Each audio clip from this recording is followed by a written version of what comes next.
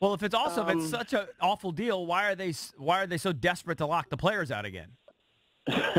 Well, you all make good points that I made in the interview that didn't make the final edit. But once again, that's fine. I mean, look, the deal in 2011 has increased television revenues at a rate that have never been we've seen before.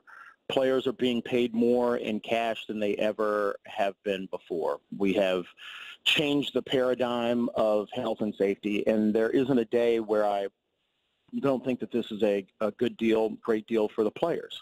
What everybody forgets, and I'm sure that the producers at HBO didn't necessarily want to focus on, is we went into the lockout with the league planning for the players to force the players to play 18 games, to give back 20% of their salaries, to give back their pensions, and none of those things occurred. Right. And so when we come out of a deal where the paradigm is designed for us to lose, we came out of a deal where for the first time teams are spending in excess of 95% of the salary cap.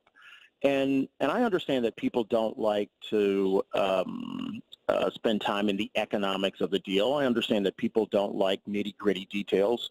But you know that we're in a media world now where everybody likes to focus on the big things, make a splash. Right. But guess what? It's fine. I'm going to get up every day. I'm going to do my job. You know, I got a kick out of when Eric Winston said this week he didn't care if the NFL imploded in 10 years. Said not the player's concern if the NFL dies out in 20 years. What does he care? He said, we'll be retired. Right. F them. Hey, well, I mean, I think what you heard from Eric is the exasperation of what it takes to deal with the National Football League when you're trying to do the right thing.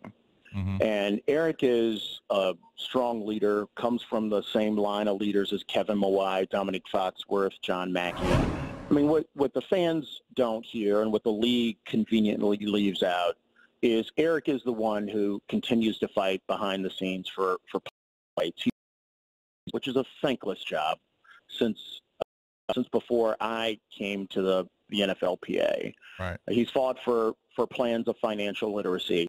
Let's not get it second. I mean, it was the National League, right, who had a rheumatologist that headed up their concussion protocol for years. It's the National Football League who denied the links between concussions and mental illness.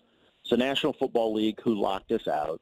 It's the National Football League that we have to sue in order to make sure that our players get workers' compensation. So there aren't sides here. And so at the end of the day... Well, it's also the National Football League that hides revenue, and you have to have guys go in there and find these things. Absolutely. And so at the end of the day, I know that they have their spin machine. They do a great job of engaging in high-level, low-facts spin. But once again, each and every one of our players who decides to represent the men of the National Football League and their families, I know where their hearts are. I know that they want to do right on behalf of the players, and there isn't a day where I don't have the full confidence in somebody like Eric because nobody fights harder for players than him. I want to get back to the Cyrus Mary thing because it just tilted me when they were interviewing him. It was just a lot of Donald Trump speak. You know, there's a lot of these promises that I just felt like he couldn't back up. But Gumbel asked Mary, he said, going back to those negotiations, what was that in 2011 when you guys signed the deal, correct? Yeah, 2010 when the negotiations started, okay. Right? So he goes, going back to those negotiations, what do you think D. Smith could have gotten that he didn't? And Mary responded this way. He said, the players went backwards economically in a massive way, and that's hundreds of millions of dollars that were forfeited that D. Smith gave the commissioner a blank check. What do you think about that when he says that? Economically incorrect. Right. I mean, what people don't want to remember about this deal is we used to be under a cap spend deal where the league could use accounting tricks to not spend money under the salary cap. What it doesn't focus on is mandatory spends.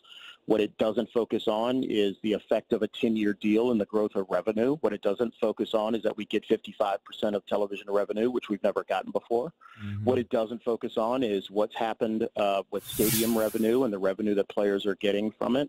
I love the fact if people want to be able to look back and second guess and have the beauty of not actually having to go into a fight where the owners have $4 billion to put us in the ground. I love the fact that nobody has to think about that in 2011 we were in a paradigm where the health and safety of the players was something that not only the league lied about, but there were no procedures in place to make sure that our players are safe. D, do you think it's pretty comfortable to sit in a chair and forget about all of those things and make grandiose statements? Do you think that there will be a work stoppage, either a lockout or a work stoppage in what is it, 21, whenever the deal's up? That's what we're preparing for. Okay. Ooh, so you're sounds ominous. So you're preparing for the lockout. You have to. You have to.